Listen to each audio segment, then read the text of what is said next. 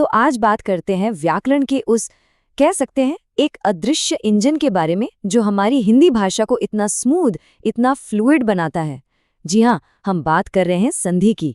चलिए जरा इसे करीब से देखते हैं। अच्छा, कभी सोचा है कि जब दो शब्द आपस में मिलते हैं तो उनकी ध्वनियां मतलब उनकी साउंड्स कैसे बदल जाती हैं?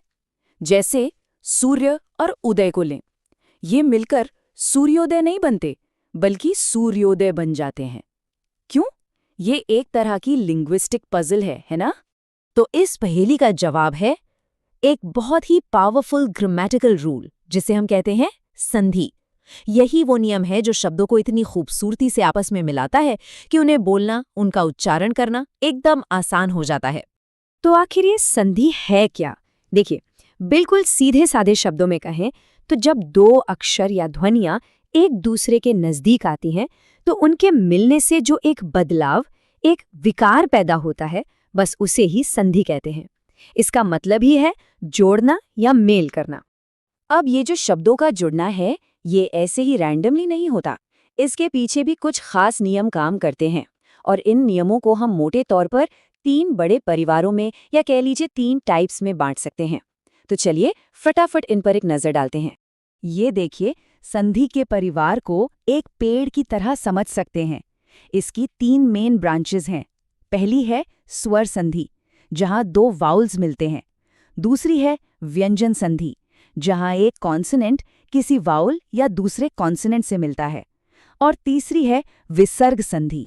तो आज हम इन तीनों में से सबसे कॉमन टाइप यानी स्वर संधि को थोड़ा गहराई से समझेंगे। ये वो संधि है जो तब होती है जब एक वावल दूसरे वावल से मिलता है और कुछ नया बना देता है। इसकी डेफिनेशन बहुत ही सिंपल है। जब पहले शब्द का आखिरी वाउल दूसरे शब्द के पहले वाउल से टकराता है तो उससे जो चेंज आता है, बस वही स्वर संधि है। याद है हमारा पहला सवाल, सूर्य और उदय का सूर्योदय बनना? हाँ, वो इसी नियम की वजह से होता है। और मजे की बात यह है कि स्वर संधि के भी अपने 5 उपनियम हैं, मतलब 5 सब रूल्स जो ये तय करते हैं कि कौन से वाउल्स मिलने पर क्या रिजल्ट होगा। ये हैं दीर्घ, गुण, वृद्धि, यण और अयादि संधि। तो चलिए अब एक एक करके इनके टेक्निकल्स को समझते हैं। पहला नियम, और शायद सबसे आसान भी, है दीर्घ संधि। जैसा कि नाम से ही पता चल रहा है, दीर्घ का मतलब है लंबा या बड़ा। तो नियम ये है कि जब 2 एक जैसे वॉवल, चाहे वो छोटे हों या बड़े, मिलते हैं तो वो हमेशा अपने बड़े वाले वर्जन में बदल जाते हैं।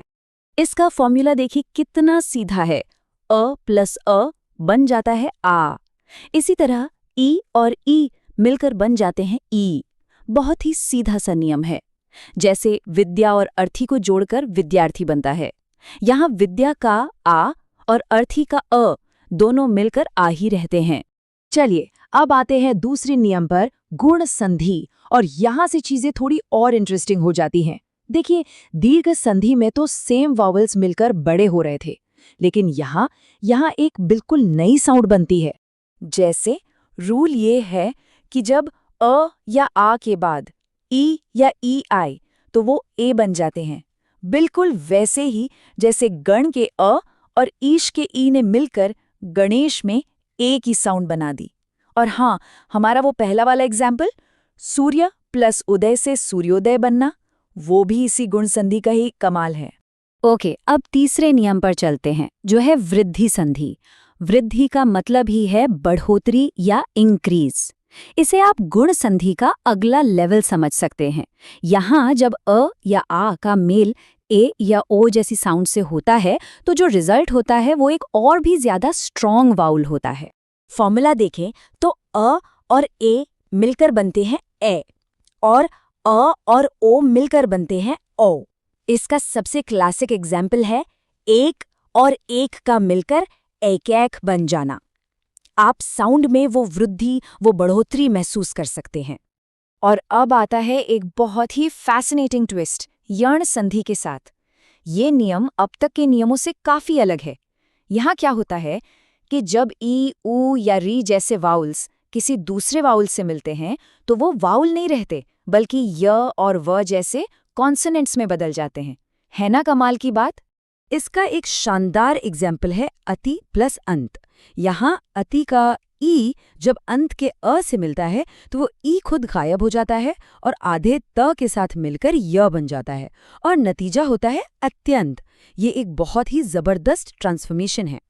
ठीक है, अब आते हैं हमारे 5वें और आखिरी नियम पर, अयादी संधि।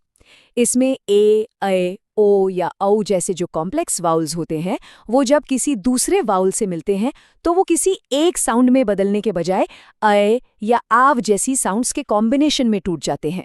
ये फॉर्मूला इसे बिल्कुल साफ कर देता है। जैसे पो में जो ओ की साउंड है वो जब अन के अ से मिलती है तो ओ टूटकर अव बन जाता है और शब्द क्या बनता है? पवन।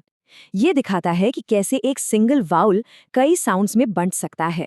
तो ठीक है, हमने ये सारे टेक्निकल नियम तो देख लिए, लेकिन सवाल ये है कि ये सब जानना जरूरी क्यों है? ये सिर्फ एग्जाम में पास होने के लिए नहीं है। ये असल में ये समझने के लिए है कि हम बोलते कैसे हैं। हमारी भाषा में जो एक फ्लो है, एक सहजता है, वो आती कहाँ से है? तो सबसे जरूरी बात यह है कि संधि सिर्फ ग्रामर का कोई रोल नहीं है। ये तो वो गोंद है जो हमारी भाषा को जोड़ कर रखती है। ये शब्दों के बीच की जो रुकावटें होती हैं उन्हें खत्म कर देती है। इसी वजह से हमारी बातचीत तेज, सुनने में अच्छी और ज्यादा रिदमिक लगती है। सोचिए, अगर संधि ना होती तो हर शब्द अलग थलग और टूटा टूटा सा लगता।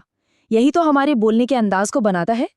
तो अब जब ये सारे नियम पता चल गए हैं तो अगली बार जब किसी को बात करते हुए या कोई गाना सुने तो उन शब्दों पर गौर कीजिएगा जो मिलकर एक नई साउंड बना रहे हैं। इन छुपे हुए नियमों को जानने के बाद भाषा सिर्फ सुनने की चीज नहीं रहती, बल्कि उसे काम करते हुए महसूस भी किया जा सकता है।